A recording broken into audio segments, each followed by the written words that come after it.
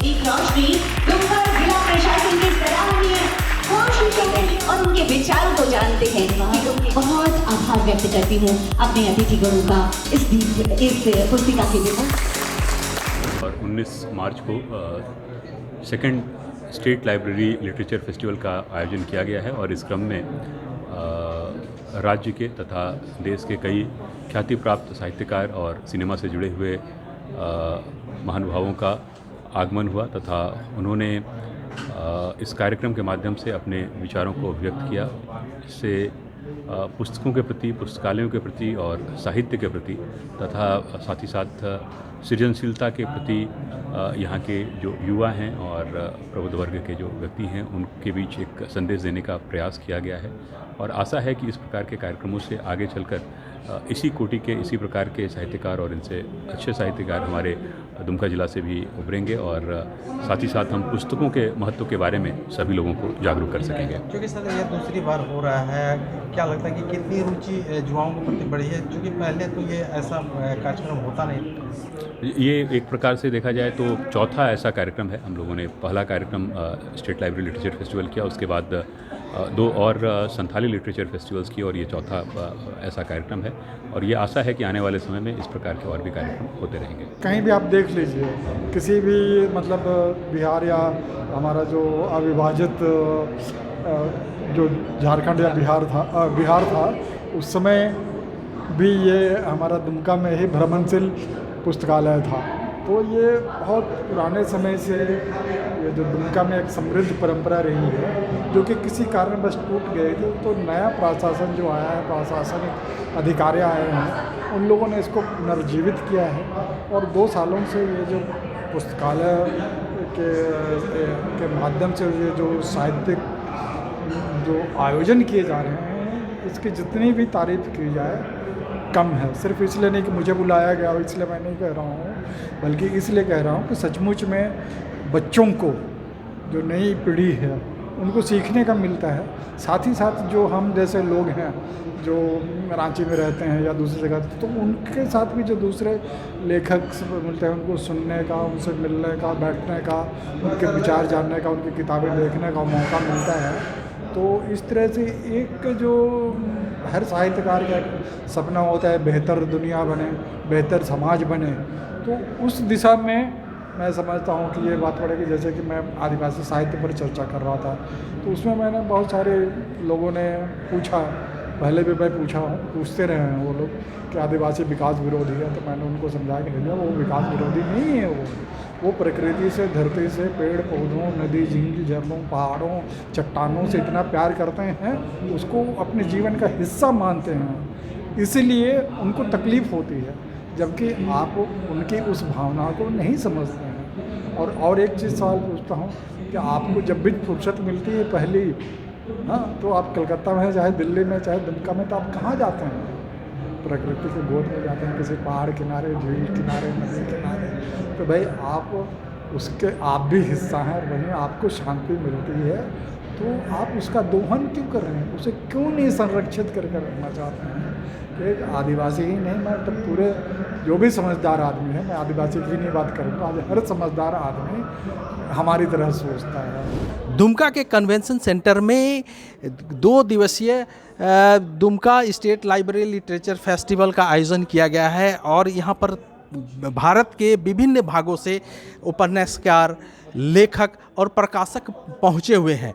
हम आपको दिखाना चाहेंगे कि आप देख सकते हैं कि यहाँ पर बुक स्टॉल भी लगाया गया है और इन बुक स्टॉल में जो जिनकी रुचि इन किताबों पर है उनके लिए यहाँ पर किताबें रखी गई हैं। विभिन्न तरह की किताब आप देख सकते हैं, जो संथाली भी है। इसके अलावे यहाँ के जो संथाल परगना से जुड़ी हुई तमाम बातें इन किताबों पर रखी गई हैं, जिसकी रुचि इन यहाँ पर आप देख सकते हैं, ले सकते हैं। इसके अलावे यहाँ पर जो बाहर के जैसे 10 के पिंजरे, अनामिका के और अलंजारा के के अलावे जो विभिन्न तरह के किताबें हैं उनको यहाँ पर रखा गया है ताकि लोग इनको पढ़ सके, उनके कलम के अंदाज़ों को पढ़कर देख सकें। तो इन सब को रखा गया है और इनकी रुचि है। यहाँ पर देख सकते हैं कि काफ़ी संख्या में जो है लोग भी पहुँचे हुए हैं जिनकी रुचि किताबों पर है। और आप देख सकते हैं कि चूँकि जो कन्वेंशन सेंटर है, इसी कन्वेंशन सेंटर में यहाँ पर जो फेस्टिवल आयोजित किए गए हैं और जो लेखक उपन्यासकार हैं वो भी यहाँ पर पहुँचे हैं। हमारे आप देख सकते हैं कि इनको कुछ जो जानकार रखने वाले हैं, जो उनकी रुचि किताबों पर है या फिर लेखन पर है, उनको भी जो है वो भी पहुँचे हुए हैं। हमारे साथ जो है मुंबई से पहुँचे हुए हैं पिंटो जेरी, जो काफ़ी पहुँचे हुए हैं। उनसे हम जानने की कोशिश करेंगे। पहली बार आप दुमका पहुँचे हैं मुंबई से, क्या लगता है कि जो यहाँ युवाओं की जो है रुचि है किताबों के प्रति, ये कितनी है और क्या लगता है कि लेखन से क्या लोगों में जागरूक आएगा या फिर नहीं? मुझे नहीं पता कि कितना रुचि है और कितना नहीं है, क्योंकि दुनिया में मैं देख रहा हूँ कि रुचि कम होती जा रही है। लोगों को OTT प्रोग्राम्स देखना पसंद करते हैं, अपने फ़ोन से खेलना पसंद करते हैं और पढ़ना कम होता जा रहा है, ये तो मैंने सुना है। लेकिन ये बात भी मैं कहूँगा कि भारत जो है वो एट द सेम टाइम ये न्यू जनरेशन में शामिल है और एक बुक हंग्री नेशन भी है। मैंने सुना है ट्राइबल बच्चे किताबें अपने लाइब्रेरी से कॉपी करके अपने घर ले जाते हैं ताकि उनके पास एक कहानियाँ की किताब हो। तो ये साइमल्टेनियसली होता है। सो भारत के बारे में कुछ भी कहना आसान है कि अरे कोई नहीं पढ़ रहा है, या ये भी कह सकते हैं सभी पढ़ रहे हैं। सच जो है इन दोनों के बीच छुपा हुआ है। और दुमका के बारे में मैं तो अभी 8 घंटे में से आपके शहर में हूँ, तो 8 घंटे के बाद मैं क्या एक्सपर्ट हूँ? आप यहाँ रहे हैं सालों से, आप हमें बताना कि दुमका में पढ़ते हैं कि नहीं। लाइब्रेरी में कितने लोग, आप लाइब्रेरी के मेंबर हैं? नहीं हैं, तो हमसे क्या पूछना। आपके पास एक शानदार दुमका स्टेट लाइब्रेरी है, अगर आप उसके मेंबर नहीं हैं तो जाहिर है कि किसी को इंटरेस्ट नहीं है बुक्स के बारे में। मैं बम्बई से बुक्स भेज रहा हूँ आपके दुमका स्टेट लाइब्रेरी। मैंने इंस्टाग्राम के पढ़ा, अक्षय जी ने एक पोस्ट किया कि दुमका स्टेट लाइब्रेरी। मैं इतना खुश हुआ कि एक लाइब्रेरी को बुक्स चाहिए। मैं अभी भेजता रहता हूँ बुक्स यहाँ। तो ये, लेकिन ओके, हर एक किताब का एक मैं कहता हूँ लेख धर्म होता है। ओके, लेख सरोवर धर्म होता है। सरोवर खुद आके आपको पानी नहीं पिलाएगा, सरोवर वहाँ है, आपको सरोवर के पास जाना पड़ता है, आपको पीना पड़ता है। लेखक आपको पिला नहीं सकता है, लेखक है वहाँ। अनुवादक एक पुल है, 2 भाषाओं के बीच में एक पुल, लेकिन कौन क्रॉस करता है वो हमारे ऊपर नहीं है, वो आपके ऊपर है। हमने अपना काम किया है, हमने लिख डाला, अभी आपको आके पीना है। क्या लगता है कि जो 2 दिवसीय यहाँ पर जो 2 दिनों से लगातार कार्यक्रम किए जा रहे हैं, तो इससे जो भीड़ देखी जा रही है, जो युवाओं की जो रुचि जो अब लगता है कि जग रही है, तो क्या आने वाले दिन में क्या एक लेखक एक क्रांति के रूप में भी बदल सकता है? आई डोंट थिंक लेखक क्रांतिकारी होना चाहिए। लेखक के पढ़ने वाले जो है उसमें जो बीज हम बोते हैं वो बीज कभी एक झाड़ बन के एक आसरा बन सकता है और एक क्रांति बन सकती है। वो पढ़ने वाले पे जिम्मेदार है। हम अपना काम करते हैं। देखो आप एक बहुत इंटरेस्टिंग कहानी मैंने सुना बम्बई में। एक जेल में एक आदमी था जिसका नाम था चक्कू राजा। वो बहुत से लोगों को चक्कू मारता था। ओके, और एक दिन गांधीवाद के लोग वहाँ आए और माय एक्सपेरिमेंट्स विद ट्रूथ बांट दिए उन लोगों में। ये आदमी चक्कू राजा एक्चुअली पढ़ा और उसने सोचा कि मैं एक दिन के लिए ये मैं प्रयोग करता हूँ कि एक दिन के लिए मैं सच बोलूँगा और सच के सिवा और कुछ नहीं बोलूँगा। और वो पहला चैलेंज ये था कि कोई आके पूछा उसको, आपके पास साबुन है क्या? ना, जेल में 2 चीज़ें कैश के जैसा है, साबुन और सिगरेट। या ओके, तो उसके पास साबुन था लेकिन उसको छुपाना था, लेकिन उसको याद आया कि मैंने एक दिन का जो वचन दिया है, तो उसने कहा चलो भाई है साबुन है ले लो। और जो खुशी उसने उस दूसरे व्यक्ति के चेहरे पे देखा, उस पे एक प्रभाव आया कि मैं किसी को खुश कर सकता हूँ, मैं किसी को मार के डरा सकता हूँ, लेकिन मैं ये भी कर सकता हूँ कि किसी को खुश कर सकता हूँ, राइट। अभी वही आदमी दुनिया में जाता है अहिंसा के लिए, लोगों को सिखाने के लिए। अभी देखो एक किताब इतना असर, तो हर एक किताब एक बीज होता है। अभी बीज को हम मरोड़ के फेंक सकते हैं, बीज को हम खा सकते हैं, बीज को हम सुखा सकते हैं, या बीज को हम अपने दिमाग में एक फूल बना सकते हैं। ये रीडर पे कायम है, ऑथर पे नहीं। जिस तरह से लगातार जैसे कि हम भगत सिंह की बात करें, क्रांतिकारी, क्योंकि वो भी किताब, उन्हीं दिनों में एक किताब के माध्यम से या जो चिट्ठी के माध्यम से ही जो है लोगों पर जो है एक क्रांतिकारी के रूप में जगाया जाता था।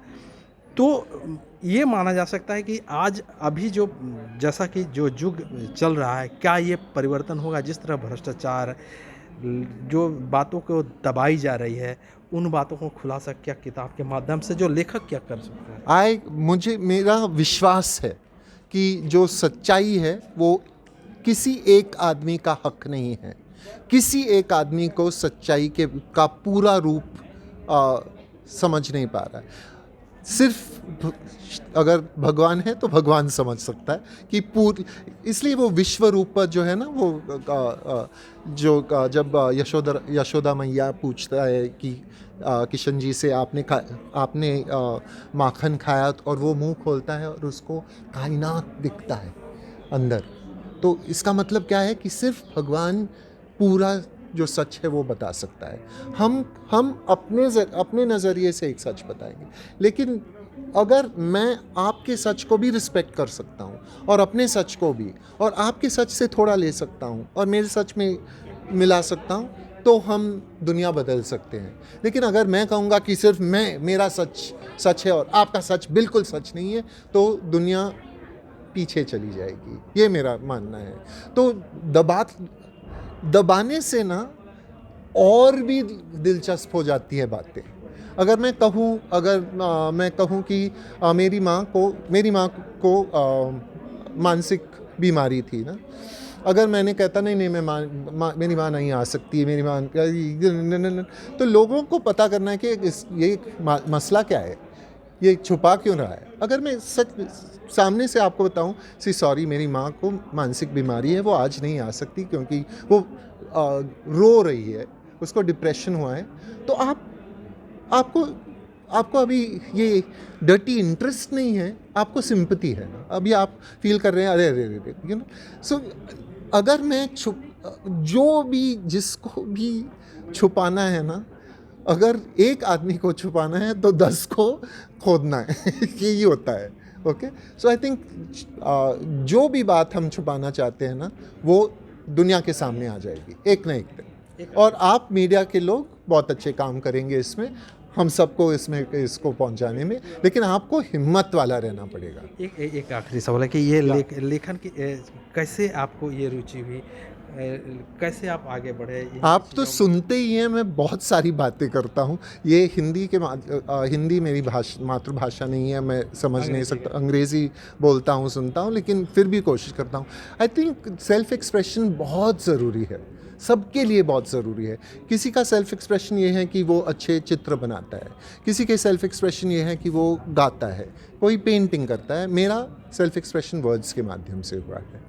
तो और इसलिए, और एक रवि सिंह जी स्पीकिंग टाइगर के जो पब्लिशर है, उसने मुझे मौका दिया है सेल्फ एक्सप्रेशन का, उसका मैं बहुत आभारी हूँ। कितनी किताबें लिखी हैं और सबसे अच्छी किताब उन किताबों में क्या है? अभी हर किताब अपना बच्चा जैसा है, तो एक सबसे अच्छा बच्चा कौन बता सकता है, दूसरे को फील हो जाएगा लेकिन लोग कहते हैं कि M N the big home मेरा सबसे अच्छा किताब है, और सबसे नया है the education of Yuri.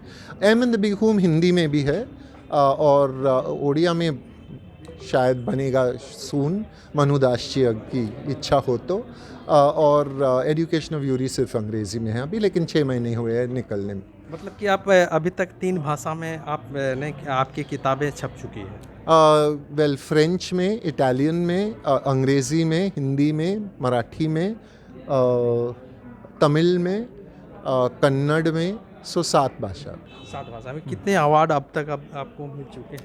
Award के जो फहरिस्त अच्छा, अगर आप कभी भी अवार्ड को अंदर से देखेंगे ना तो अवार्ड इतना भी खास नहीं लगेगा, लेकिन अब तक 7 अवार्ड्स हैं। एक अमेरिका से आए, बाकी के भारतीय हैं, लेकिन हर एक अवार्ड के लिए मेरे दिल में एक जगह है, क्योंकि अवार्ड राइटर्स बहुत अकेले होते हैं। हम अपने शब्द के साथ हर दिन सिर्फ शब्दों के साथ हमको काम करना पड़ता है। आप लोग साथ में काम कर सकते हैं, फोटोग्राफर होगा, एडिटर होगा, कोई अच्छा होगा, कोई बुरा होगा, लेकिन लोग हैं आपके आसपास। हम सिर्फ अपने साथ काम करते हैं। तो कभी कभी जब रीडर्स से मिलते हैं ऐसे फेस्टिवल में, या इंटरव्यू होता है या अवार्ड मिलता है, तो ऐसा लगता है कि हाँ, परिवार थोड़ा बढ़ गया है। Thank you. तो निश्चित रूप से ये पिंटू जेरी थे। इन्होंने अब तक 7 अवार्ड ले चुके हैं और इनकी कई भाषाओं में किताब छप भी चुकी है। और सबसे बड़ी बात है कि इन्होंने कि सच को दबाया नहीं जा सके, जो कि सच दब जाए तो वो और खुल के सामने आता है।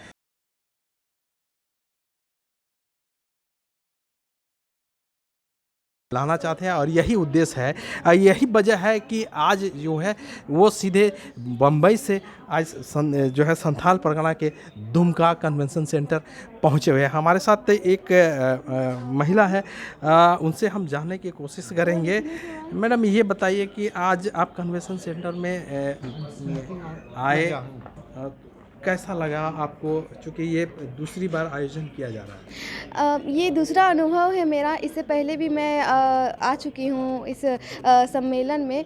बहुत ही अच्छा लगता है, क्योंकि हम लोग एक साहित्य के विद्यार्थी है, तो जिस वजह से हम लोगों को इस तरीके की मतलब सबकी सोच जानने की, सबकी क्या क्या लेखनी है, हर चीज़, तरह तरह की चीज़ जो हमें बस किताब से नहीं मिल सकती है, वो तरह तरह की चीज़ें हमें यहाँ आके जानने को मिलती है। और सबसे बड़ी बात यह है कि जैसे कि हम लोग जैसे साहित्य के बच्चे हैं, तो बहुत सारी चीज़ें ऐसे भी होती है जो हमसे छूट जाती है, जो हमसे नहीं होती है, वो यहाँ आके हमें जानने को मिलती है।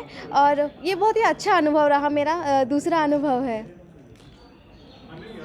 अब तक आपने कितने सुन चुके हैं? यहाँ पर जो वक्ता हैं, जो साहित्यकार आ चुके हैं, उपन्यासकार आ चुके हैं, मैं सबसे ज़्यादा पसंद किसको करते हैं? हाँ, मैं आज ही आई हूँ। मैं कल अटेंड नहीं कर पाई थी, बाहर थी, लेकिन आज मैं जैसे ही मुझे पता चला कि मतलब पता था मुझे यहाँ होगा, लेकिन मैं किसी कारण बस बाहर थी, आज आई हूँ मैं। तो मुझे यहाँ सबसे अच्छा सुनना तो मुझे हर कोई लगता है। स्पेशली मुझे अच्छा लगता है मिहिर सर, जो उनके बातें, उसके बाद मृणाल सर, उसके बाद यदुवंश सर, उन सब की जो बातें हों, उन सबको मैं मतलब समझने में मुझे बहुत आसानी और कंफर्टेबल एक होता है। आखिरी सवाल ये बता दीजिए कि जो साहित्य शुरू किया गया है, ये जिला प्रशासन को पहल कितनी अच्छी है, कितनी सराहनीय है, जो आने वाले बच्चों के लिए सबसे बड़ा वरदान साबित है? ये बहुत ही अच्छा आयोजन है, और ये मुझे लगता है कि ये बहुत ही आगे तक ज़रूर जाएगी। हमारे स्टार्टिंग के समय में ऐसा नहीं था, लेकिन अभी इस समय पे आके जो शुरू हुआ है, ये हम स्टूडेंट्स के लिए तो बहुत ही मददगार है। तो ये थे आलोदास, चूँकि इनकी भी रुचि साहित्य के प्रति है। चूँकि जिला प्रशासन द्वारा ये शुरू किया गया द्वितीय फेस्टिवल, जो आज समाप्त होने की कहा जा रहा है, लेकिन बच्चों की यहाँ काफ़ी संख्या देखी जा रही है, और बच्चे बड़ी रुचि के साथ यहाँ पर इस कन्वेंशन सेंटर पहुँचे हुए हैं, और साहित्यकार, उपन्यासकार सिर्फ देख ही नहीं रहे, बल्कि उनकी बातों को अपने जीवन के पन्नों में उतार भी रहे हैं। दुमका कन्वेंशन सेंटर से विकास प्रसाद शाह, ABP न्यूज़।